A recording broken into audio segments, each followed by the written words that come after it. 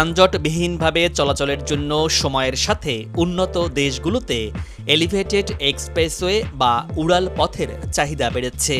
এরই বাস্তবতায় ঢাকাও এলিভেটেড এক্সপ্রেসওয়ের যুগে প্রবেশ করেছে, যা এয়ারপোর্ট থেকে বনানী যাত্রাবাড়ী হয়ে ঢাকা চট্টগ্রাম মহাসড়কের কুতুবখালী পর্যন্ত যাচ্ছে।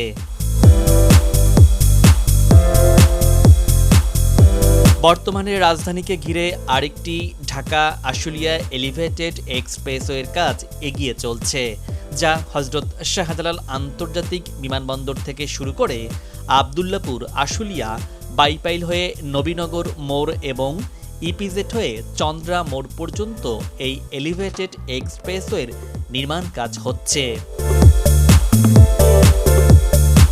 এটি ঢাকার দ্রুতগতির দ্বিতীয় উড়াল সড়ক। 24 কিলোমিটার দীর্ঘ এই এলিভেটেড এক্সপ্রেসওয়েটি ঢাকা এলিভেটেড এক্সপ্রেসওয়ের সাথে সংযুক্ত হবে। এটি বাস্তবায়িত হলে ঢাকার সঙ্গে 30টি জেলার সংযোগ স্থাপনকারী আবদুল্লাপুর আশুলিয়া বাইপাইল চন্দ্রা করিডোরে যানজট নিরসন হবে। এই এক্সপ্রেসওয়েটির বর্তমানে কাজের অগ্রগতি কী অবস্থা রয়েছে সেটি আপনাদের দেখাবো। আশা করি ভিডিওর শেষ পর্যন্ত সাথেই থাকুন। দর্শক, শুরুতেই চলে এসেছি ঢাকা বিমানবন্দর সড়কে। এই প্রকল্পটি বিমানবন্দর থেকে শুরু হয়েছে, আর এখানেই ঢাকা এলিভেটেড এক্সপ্রেসওয়ের সাথে আশুলিয়া এলিভেটেড এক্সপ্রেসওয়ের সংযোগ স্থল।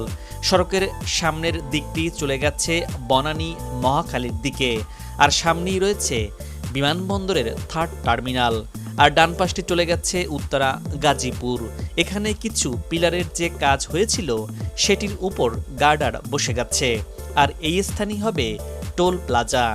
এখানের যে সড়ক এটি ডান পাশটি কাওলার দিকে চলে গেছে, আর এক্সপ্রেসের বাকি অংশ এখান থেকে সামনে চলে গেছে। আশকোনা হজ ক্যাম্পের সামনের যে সড়কটি আন্ডারপাসের জন্য ভেঙে ফেলা হয়েছিল সেটি ঠিক করা হয়েছে। এখানে মাটির নিচের অংশে টানেলের কাজ হওয়ার কারণে উপরের দিকে দেখা যাচ্ছে সড়কের কাজটি হয়ে গেছে। সড়কটি 4 লেনের। আন্ডারপাসটির সামনের হজ ক্যাম্পের সামনে থেকে শুরু হয়ে বিমানবন্দরের প্রথম, দ্বিতীয় এবং তৃতীয় টার্মিনালের সাথে সংযুক্ত হবে। আন্ডারপাসটির বাকি অংশ এই দিক দিয়ে মাটির নিচ দিয়ে যাচ্ছে। সামনেই বিমানবন্দর রেলওয়ে স্টেশন। এর পাশে এলিভেটেড এক্সপ্রেসওয়ের যে পিলার সেগুলো আগেই হয়েছিল। এবার এই দিক থেকে যাবার পথে দেখা যাচ্ছে এখানে গার্ডার বসানোর কাজটি শুরু হয়েছে।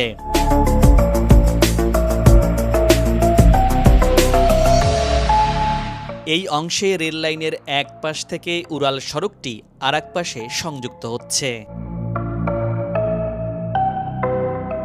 এখান থেকে সামনে আবদুল্লাপুর পর্যন্ত এখানে উপরের পুরো অংশে দেখা যাচ্ছে ঢালাইয়ের কাজগুলো হয়ে গেছে। বিমানবন্দর থেকে আবদুল্লাপুর পর্যন্ত এই অংশটি রেল লাইনের পাশ দিয়ে চলে গেছে। সামনে এখান থেকে বাম পাশে আবদুল্লাপুর হয়ে কামারপাড়ার দিকে চলে যাবে। এবার আবদুল্লাপুরের স্থানে চলে এসেছি। এখানে ফ্লাইওভারের ওপর দিয়ে এক্সপ্রেসওয়েটি চলে যাবে। সামনে এই জায়গাটি উত্তরা হাউস বিল্ডিং, আর সড়কের পেছনের অংশটি চলে গেছে টঙ্গী গাজীপুর। গাজীপুর মহাসড়কটিও খুবই গুরুত্বপূর্ণ। এটি ঢাকার প্রবেশের একটি গুরুত্বপূর্ণ রুট।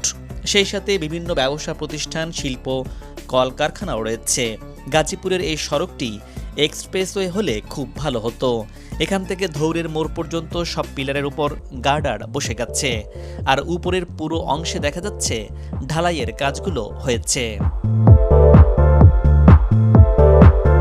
আশুলিয়া এলিভেটেড এক্সপ্রেসওয়ে এবং ঢাকা এলিভেটেড এক্সপ্রেসওয়ে দূরত্বকে যেমন নিয়ে আসবে হাতের মুঠোয়, তেমনি এলিভেটেড এক্সপ্রেসওয়ে দিয়ে দিনরাত যখন তখন চলতে পারবে যানবাহনগুলো। ঢাকা আশুলিয়া এলিভেটেড এক্সপ্রেসওয়েটি হচ্ছে ভীষণ দৃষ্টিনন্দন। উন্নত প্রযুক্তির ব্যবহার এবং নিরাপত্তার মিশেলে চলছে এর নির্মাণযজ্ঞ। এই উড়াল সড়ক ঘিরে নতুন স্বপ্ন আর নতুন দিনের সম্ভাবনা উকি দিচ্ছে। এবার সুইচগেট এলাকায় চলে এসেছি। বাম পাশটি হলো উত্তরা 10 নম্বর সেক্টর। এখানে ওঠা নামার জন্য 2টি র্যাম্প থাকছে। বাম পাশের এই র্যাম্পটি এখান থেকে উঠে আশুলিয়া বাইপাইল হয়ে ইপিজেডের দিকে যাবেন তাদের জন্য। আর ডান পাশের র্যাম্পটি হলো যারা আশুলিয়া ইপিজেড থেকে সুইচ গেট অংশে নামবে তাদের জন্য।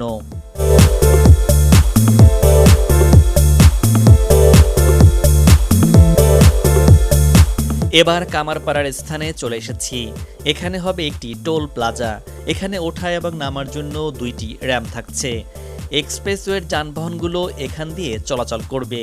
বাম পাশের এই টোল প্লাজাটি ঢাকা এলিভেটেড এক্সপ্রেসওয়ে থেকে আসা যানবাহনগুলো উত্তরা টঙ্গীতে যাওয়ার জন্য এখানেই নামতে হবে। আর ডান পাশের এই টোল প্লাজাটি টঙ্গী উত্তরার যানবাহন এখান থেকে এলিভেটেড এক্সপ্রেসওয়ের দিকে যাওয়ার জন্য। ডান পাশে সোজা চলে গেছে টঙ্গী। আর এখান থেকে দেখা যাচ্ছে এক্সপ্রেসওয়েটি উপরের অংশে কার্পেটিংয়ের কাজগুলো হয়েছে। আশুলিয়া এলিভেটেড এক্সপ্রেসওয়ের দৈর্ঘ্য 24 কিলোমিটার আর ঢাকা এলিভেটেড এক্সপ্রেসওয়ের দৈর্ঘ্য 19 কিলোমিটার। এটি যখন দুই এক্সপ্রেসওয়ের সাথে যুক্ত হবে তখন এর দৈর্ঘ্য দাঁড়াবে 44 কিলোমিটার। তখন যানবাহনগুলো বিরতিহীনভাবে চলতে পারবে একটানা।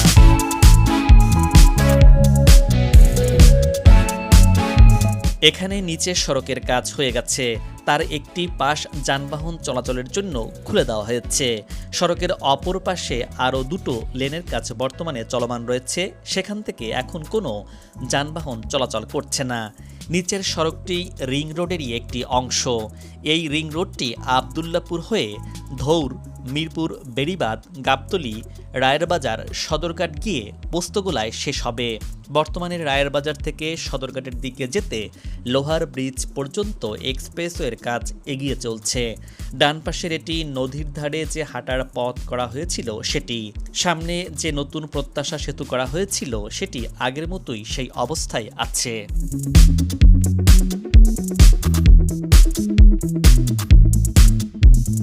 সামনে এখানে ধৌরের মোড়। এবার ধৌরের মোড়ের স্থানে চলে এসেছি। কামারপাড়া থেকে এই পর্যন্ত এক্সপ্রেসওয়ের উপরের পুরো অংশটি কার্পেটিংয়ের কাজ হয়েছে। আর নিচের যে নতুন সড়ক সেটি কামারপাড়া থেকে এই পর্যন্ত যানবাহন চলাচলের জন্য খুলে দেওয়া হয়েছে। দুপাশে এটি ওঠা নামার র্যাম্প। বাম পাশের র্যাম্পটি এখান থেকে যারা আশুলিয়া বাজার এক্সপ্রেসওয়ে ব্যবহার করে বাইপাইল ইপিজেডের দিকে যাবে তাদের জন্য। আর ডান পাশে ইপিজেড বাইপাইল নবীনগরের দিক থেকে আসা যানবাহনগুলোর জন্য এখানে নামার র্যাম্প। সেই সাথে ডান পাশটি সার্ভিস লেন, যেটি আশুলিয়া বাজার থেকে এই পর্যন্ত। আর মাঝখানের এই অংশটি হবে মূল এক্সপ্রেসওয়ে। ধৌরের মোড়ের এখান থেকে সামনের দিকটি চলে গেছে আশুলিয়া বাজার আর বাম পাশটি চলে গেছে মিরপুর বেড়িবাঁধের দিকে। মিরপুর বেড়িবাঁধ সড়কটিও প্রশস্ত করা খুবই জরুরি হয়ে গেছে। বাম পাশের এটি নামার র্যাম্প আর এটি হচ্ছে ওঠার র্যাম্প। ওঠার র্যাম্পের উপরে কার্পেটিংয়ের কাজগুলো হয়ে গেছে। এখান থেকে আশুলিয়া বাজার পর্যন্ত বাম পাশের এই লেনটি পুরোটাই কার্পেটিং হয়ে গেছে। এই লেনটিও যানবাহন চলাচলের জন্য খুলে দেওয়া হবে। নিচের সড়কটি যেভাবে খুলে দেওয়া হয়েছে, বাম পাশের এটি ফুটপাত আর নিচের সড়কটি 2 লেনের। সামনের এই জায়গাটিতে একটি ইউটার্ন করা হচ্ছে। এই ইউটার্নটি যারা ইপিজেড নবীনগর বাইপাইল থেকে এক্সপ্রেসওয়ে ব্যবহার করে আশুলিয়া বাজারের দিকে যাবে তাদের জন্য।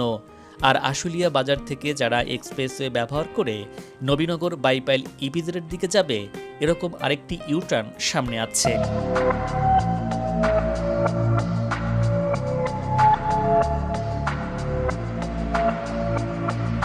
যারা এই সার্ভিস লেনটি দিয়ে এক্সপ্রেসওয়েতে যাবে তারা এখান থেকেই সামনে যেতে হবে। সামনেই এখানে হবে টোল প্লাজা। আর যারা আশুলিয়া বাজারে যাবে বাম পাশের এই সার্ভিস লেনটি দিয়ে যেতে হবে। সার্ভিস লেনটিতে রিক্সা, সাইকেল, ভ্যান সহ সব ধরনের যানবাহন চলাচল করতে পারবে। এখানের চারপাশটি সবুজ হয়ে আছে, দেখতেও বেশ ভালো লাগছে। এক এক ঋতুতে এখানকার দৃশ্যপট এক এক রকম হয়ে যায়। বর্ষাকালে জলাশয়ের পানিতে টইটম্বুর, আবার শীতের সময় শুকনো, আবার এই মৌসুমে সবুজ হয়ে আছে। টোল প্লাজার স্থানে দেখা যাচ্ছে কাজগুলো এগিয়ে চলছে।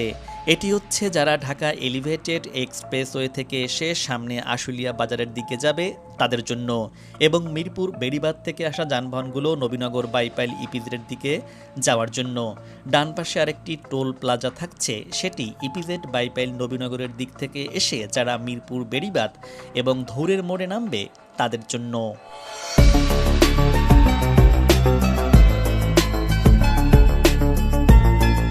এ পাশেও আরেকটি ইউটার্ন করা হচ্ছে, একটু আগে যেরকম দেখিয়েছিলাম।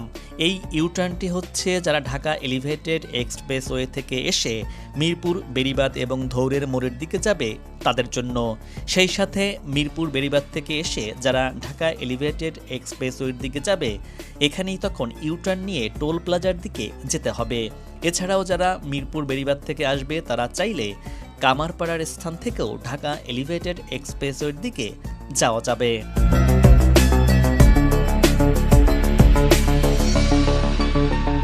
এবার আশুলিয়া বাজারের স্থানে চলে এসেছি।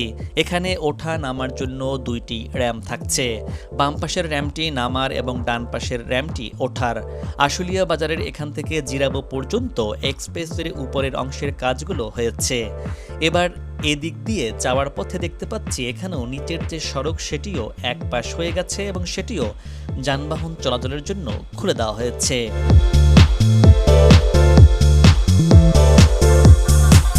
এখানে নিচে গোল চত্বরের মতো করা হয়েছে যাতে করে যানবাহনগুলো ইউটার্ন নিতে পারে।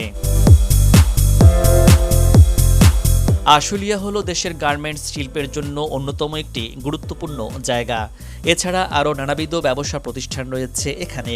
তাছাড়া আশুলিয়া হয়ে চন্দ্রা ইপিজেড যাতায়াতকারীরা এই সড়ক ব্যবহার করেন, যার কারণে এই সড়কে যানবাহনের চাপ বেশি থাকে। এই এক্সপ্রেসওয়েটি চালু হয়ে গেলে এখানকার রপ্তানিমুখী পণ্য এবং উত্তরবঙ্গের যানবাহনগুলো অনায়াসে চট্টগ্রাম মহাসড়কে চলাচল করতে পারবে এবং দুর্ভোগ লাঘব হবে।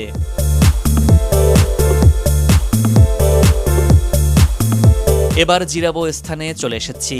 এখান থেকে নিচের সড়কের বাম পাশটি জাহাঙ্গীরনগর বিশ্ববিদ্যালয়ের দিকে চলে গেছে।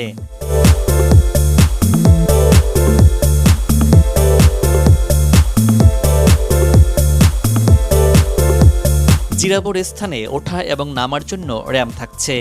বাম পাশের র্যাম্পটি এখান থেকে বাইপাইল ইপিজেডের দিকে যাবে তাদের জন্য, ডান পাশটি ইপিজেড থেকে আসা যানবাহন এখানে নামার জন্য। এই পর্যন্ত পিলারের উপরে গার্ডারগুলো বসে গেছে। এরপর এখান থেকে জামগড়া বাইপাইল সেই পর্যন্ত সব পিলারের কাজ হয়েছে, শুধু উপরের অংশের কাজটি বাকি রয়েছে। এখানে আশেপাশে অসংখ্য রপ্তানিমুখী গার্মেন্টস শিল্প প্রতিষ্ঠান রয়েছে। এবার বাইপাইল মোড়ের স্থানে চলে এসেছি। এখানে সড়কের ডান পাশটি আশুলিয়া বাজারের দিকে গেছে, সামনের দিকটি ইপিজেড, পেছনের অংশটি নবীনগর চলে গেছে। আর সামনে যে পিলারটি দেখা যাচ্ছে এই অংশটি নবীনগরের দিকে যাবে। বিমানবন্দর থেকে এক্সপ্রেসওয়ের যানবাহনগুলো এখানে এসে এই অংশে এক্সপ্রেসওয়ের যে অংশটি নবীনগর যাবে তার ওপর দিক দিয়ে গিয়ে এই স্থানটিতে গোল হয়ে ঘুরে তারপর সামনেই ইপিজেডের দিকে যাবে। আর ইপিজেড থেকে এসে যারা আশুলিয়া বাজার বিমানবন্দরে যাবে এখান থেকে ডান পাশে একটি র্যাম্প গেছে, এখান দিয়ে এসে ডান পাশ দিয়ে মূল এক্সপ্রেসওয়ের সাথে সংযুক্ত হবে। বিমানবন্দর থেকে আসা যানবাহন বাইপাইলের এই স্থানেও একটি নামার র্যাম্প থাকবে। আর আরেকটি র্যাম্প এক্সপ্রেসওয়ের যে অংশটি নবীনগর যাবে সেটির সাথেও সংযুক্ত হবে। আবার নবীনগর থেকে আসা যানবাহন বিমানবন্দরের দিকে যাওয়ার জন্য এই স্থানে একটি গোল হয়ে একটি র্যাম্প এক্সপ্রেসওয়ের এখান দিয়ে সংযুক্ত হবে। বাইপাইলের এখান থেকে জামগড়া পর্যন্ত সব পিলারের কাজ হয়ে গেছে, পিলারের উপরের অংশের কাজটি বাকি রয়েছে।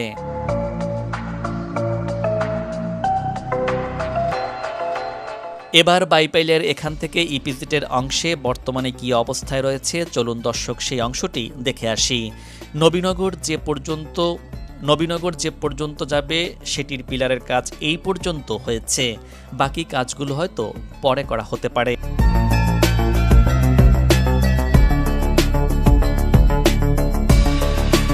বাম পাশে এখানে একটি পিলার হবে। ঢাকা থেকে আসা যানবাহনগুলো বাম পাশের এই অংশটি দিয়ে সামনে গিয়ে সংযুক্ত হবে। আর ইপিজেডের দিক থেকে আসা যানবাহনগুলো এখান থেকে ডান পাশের এই দিক দিয়েই বাইপাইল আশুলিয়ার দিকে চলে যাবে। আর মাঝখানে যে পিলার এটি হবে মূল নবীনগরের দিকে যাওয়ার জন্য। এখান থেকে সামনের এক্সপ্রেসওয়েটি যেখানে গিয়ে শেষ হবে সেই পর্যন্ত উপরে পুরো অংশে ঢালাইয়ের কাজ হয়ে গেছে।